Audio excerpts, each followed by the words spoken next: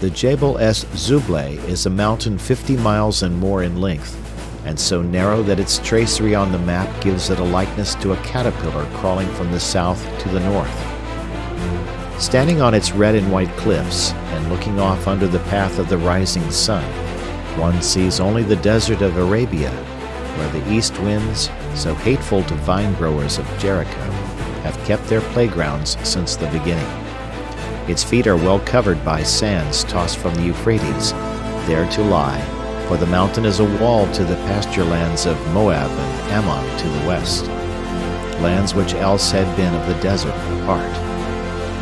The Arab has impressed his language upon everything south and east of Judea, so in his tongue the old Jebel is the parent of numberless wadis which, intersecting the Roman road, now a dim suggestion of what once it was, a dusty path for Syrian pilgrims to and from Mecca, run their furrows, deepening as they go, to pass the torrents of the rainy season into the Jordan, or their last receptacle, the Dead Sea. Out of one of these wadis, or more particularly, out of that one which rises at the extreme end of the Jebel, and extending east of north, becomes at length the bed of the Jabbok River. A traveler passed, going to the tablelands of the desert. To this person the attention of the reader is first besought. Judged by his appearance, he was quite 45 years old. His beard, once of the deepest black, flowing broadly over his breast, was streaked with white. His face was brown as a parched coffee berry, and so hidden by a red keffiyeh, as the kerchief of the head is at this day called by the children of the desert, as to be but in part visible. Now and then he raised his eyes, and they were large and black. He was clad in the flowing garments so universal in the East, but their style may not be described more particularly, for he sat under a miniature tent and rode a great white dromedary. It may be doubted if the people of the West ever overcome the impression made upon them by the first view of a camel equipped and loaded for the desert. Custom, so fatal to other novelties, affects this feeling but little. At the end of long journeys with caravans, after years of residence with the Bedouin, the Western-born, wherever they may be, will stop and wait the passing of the stately brute. The charm is not in the figure, which not even love can make beautiful, nor in the movement, the noiseless stepping, or the broad careen. As is the kindness of the sea to a ship, so that of the desert to its creature. It clothes him with all its mysteries, in such manner, too, that while we are looking at him we are thinking of them. Therein is the wonder. The animal which now came out of the wadi might well have claimed the customary homage.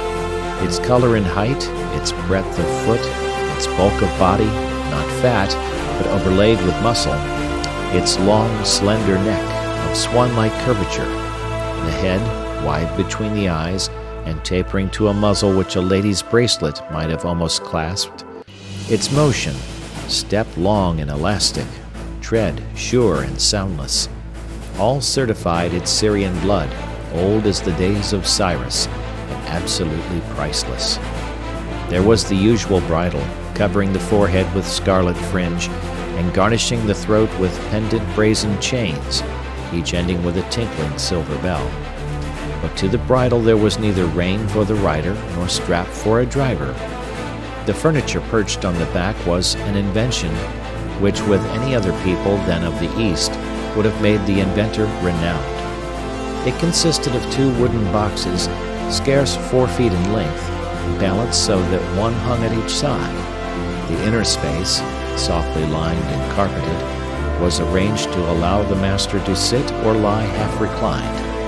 Over it all was stretched a green awning. Broad back and breast straps and girths, secured with countless knots and ties, held the device in place.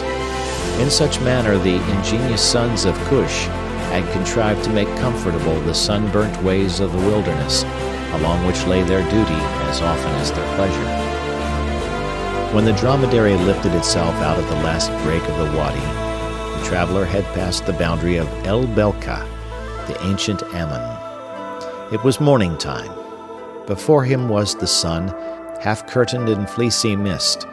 Before him also spread the desert, not the realm of drifting sands which was farther on, but the region where the herbage began to dwarf, where the surface is strewn with boulders of granite and gray and brown stones, interspersed with languishing acacias and tufts of camel grass. The oak, bramble, and arbutus lay behind as if they had come to a line, looked over into the well-less waste, and crouched with fear. And now there was an end of path or road. More than ever the camel seemed insensibly driven. It lengthened and quickened its pace. Its head pointed straight towards the horizon. Through the wide nostrils it drank the wind in great draughts. The litter swayed, and rose and fell like a boat in the waves. Dried leaves and occasional beds rustled underfoot. Sometimes a perfume like absinthe sweetened all the air. Lark and chat and rock swallows leaped to wing, and white partridges ran whistling and clucking out of the way. More rarely, a fox or a hyena quickened his gallop to study the intruders at a safe distance. Off to the right rose the hills of the Jebel, the pearl-gray veil resting upon them changing momentarily into a purple which the sun would make matchless a little later. Over their highest peaks, a vulture sailed on broad wings into widening circles. But of all these things the tenant under the green tent saw nothing, or at least made no sign of recognition. His eyes were fixed and dreamy. The going of the man, like that of the animal, was as one being led. For 2 hours the dromedary swung forward, keeping the trot steadily and the line due east. In that time the traveler never changed his position, nor looked to the right or left.